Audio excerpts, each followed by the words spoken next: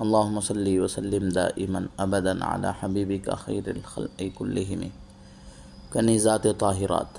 کنیزات ایسی خواتین کو کہا جاتا ہے جو کسی حادثہ جنگ و جدال میں قیدی ہو جائیں، پھر انہیں مال غنیمت کی طرح فاتحین جنگ میں تقسیم کر دیا جاتا ہو اور خرید و فروخت کا سلسلہ ان میں جاری ہوا کرتا۔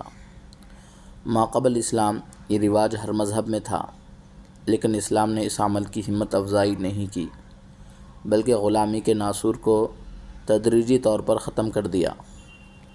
اور آج جب جہاد اسلامی میں جو غیر مسلم خواتین گرفتار ہو کر آتی ہیں، ان کے ساتھ حسن سلوک اور آزادی کی ترغیب دی ہے، اور بہت سارے ایسے طریقے نافذ کیے ہیں جن میں انہیں آزاد کر دیا جاتا ہے۔ کتاب زاد المعاد میں ابو عبیدہ نے لکھا ہے کہ رسول اللہ صلی اللہ علیہ وسلم کی 4 کنیزات تھیں۔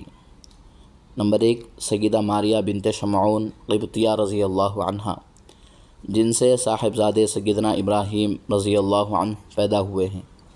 اس مبارک خاتون کو اسکندریہ مصر کے بادشاہ مقوقس نے، جس کا نام جرح بن مینا تھا، آپ صلی اللہ علیہ وسلم کی خدمت میں چند تحائف کے ساتھ انہیں ہدیہ کیا تھا۔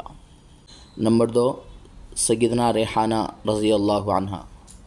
نمبر 3، ایک نوجوان خاتون جو قیدیوں میں آئی تھی۔